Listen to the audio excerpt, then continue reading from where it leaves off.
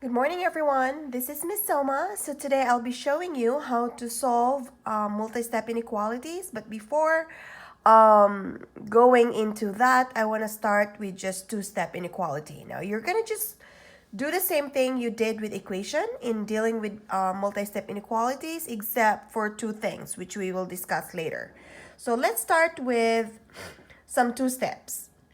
Let's say 2x minus 4 is less than 8. Okay? So, like what we did with equations, I'd like you to create a story of your x. So, what was being done to x? It's times 2. We did times 2 to x.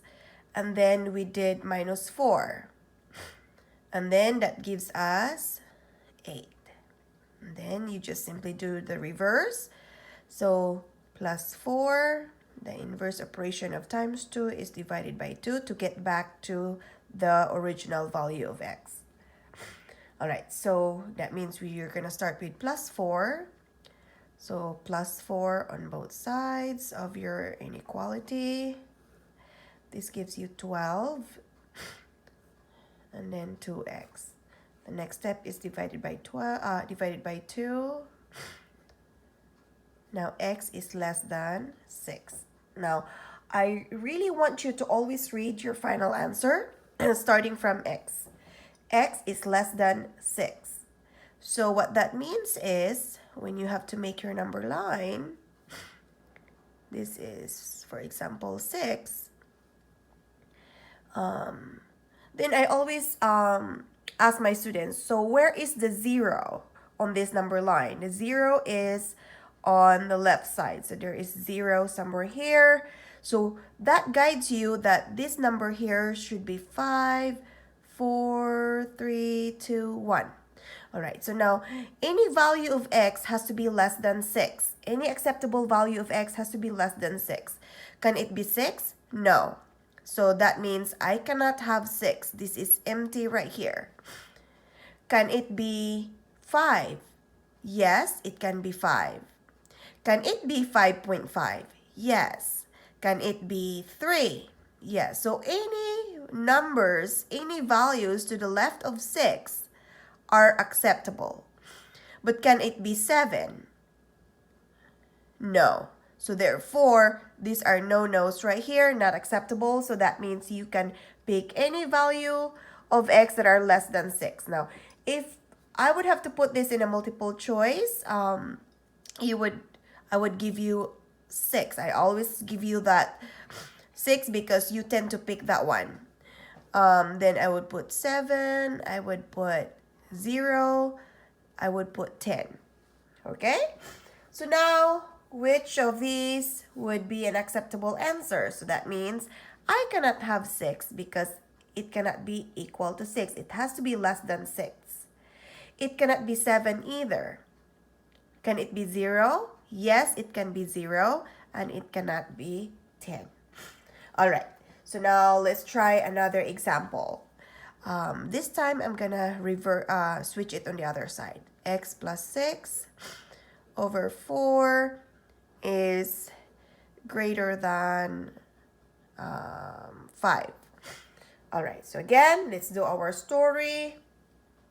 What operation was done to x? So x, what we did is plus 6. And then we divide it by 4. And then we get 5. Okay, then let's reverse it.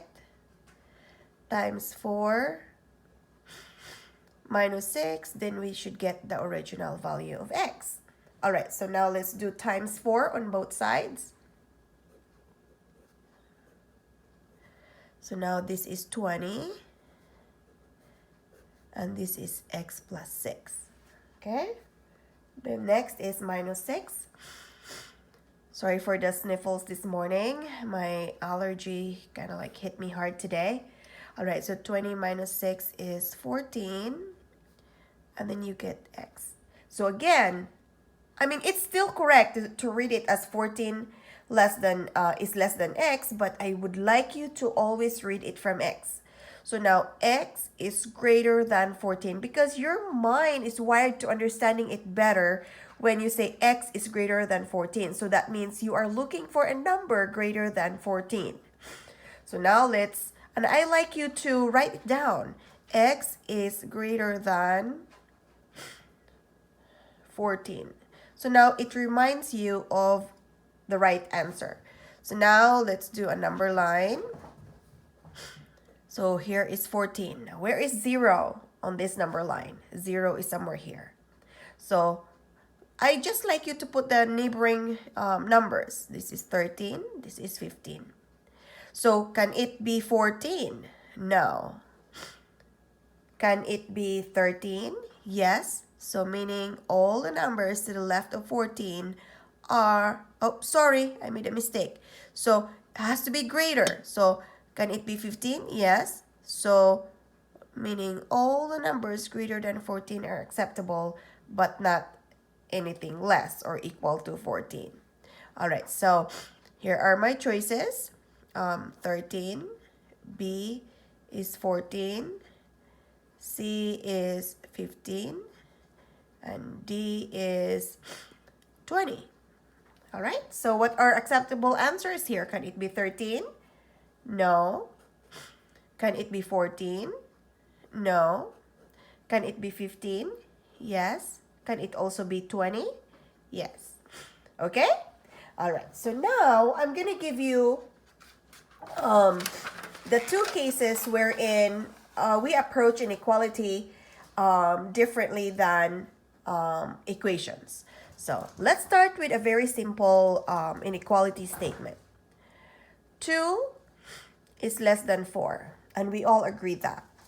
Okay, so now if I'm going to do times a negative 2 on both sides, okay, so now this is negative 4 is less than negative 8. Now, is that statement still true that negative 4 is less than negative 8? No. Negative 4 is greater than negative 8. So what we do to make the statement remain true is we are going to flip the inequality sign. So now, so this is false.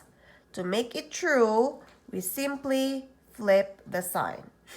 All right, so now let's try with some division. Okay, so negative 4, for example, let's start with something negative. Negative 4, oh, let's use this one.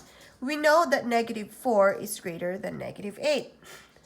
Now I'm going to divide this by, okay, let's divide this by 2. So now you have negative 2 is greater than negative 4. Is that true? Yes, that is true. But what if I divide this by a negative number? So negative 4, let's go back to our original statement. Negative 4 is greater than negative 8. That is true. Okay? Now I'm going to divide this by negative 2 and see what happens. I end up with 2 is greater than 4. Is that true? It's false again. So now what should we do to make this true? Well, I'm going to reverse the sign. Now this is true. All right, so to summarize what I just showed you today is when you multiply by a negative number on both sides of your inequality, flip the sign. When you also divide by a negative number on both sides of your inequality, then you also need to flip the sign. Okay, so let's proceed with an example. Let's say negative 2x plus 1 is greater than or equal to 5. Okay, so now I'm not gonna do the story anymore. I'm just gonna proceed with solving the inequality. So I'm gonna do it minus 1. Now negative 2x is greater than or equal to 4. What is next? I divide by negative 2. So x, since I divided by a negative number, then I would have to flip the sign. It's negative 2. All right? So that means you can pick any value of x that are less than or equal to negative 2. So how do we put that on a number line? You would have, okay, here's my -2. Now, where is the 0 on this number line? The 0 on this number line is over here. And the reason why I do that, because sometimes, I mean, we're so used to that orientation of 0, 1, 2, 3, 4. And then if I put -2 here, you have the tendency to put -3 right here. And we can correct that by emphasizing where is 0 on this number line. So if 0 is over here, you know that this got to be -1 right here. And this got to be -3 right there. And that's all you need. All right, so now, can it be -2? Yes, it can be -2. So now we shade that because that tells us that we are allowed to pick -2. Now, which way is less? Okay, so less is going to the left. So which one is less than -2? Well, -3 is an acceptable answer, whereas -1 is not an acceptable answer. So meaning all the numbers to the left of -2 are acceptable. All right, so now let's give you multiple choice. So now I have -2, I have -1, I got 0, I got 4. In this case, my choice would be -2 because I'm allowed to pick a number that is equal to -2. X is less than or equal to -2. All right? Okay, so now let's proceed to multi-step equations. I mean, inequality. All right. So let's say 1/4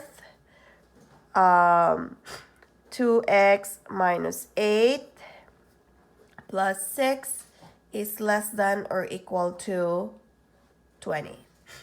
All right. Oh, actually, I want to make this -20 because I want to show you something. Okay. So now we do the same checklist. So we do distributive first. So the checklist is distributive.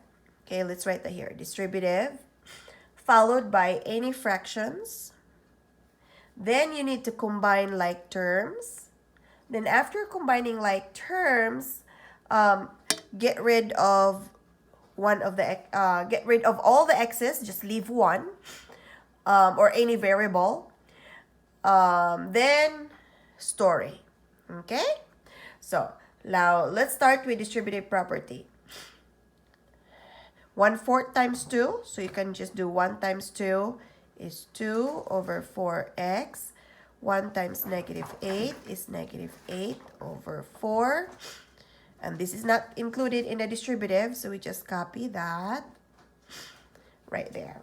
Okay, now we can simplify our fraction here. So this becomes 1/2 x minus 8 over 4 is 2 plus 6.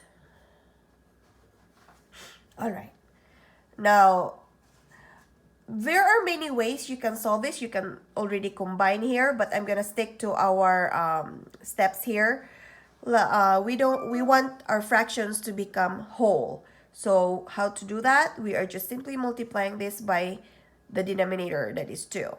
So now it becomes 2 over 2x minus 4 plus 12 negative 40. All right, now simplify again. Now we end up with x minus 4 plus 12. And now the next step after fractions is combine like terms. So x plus 8.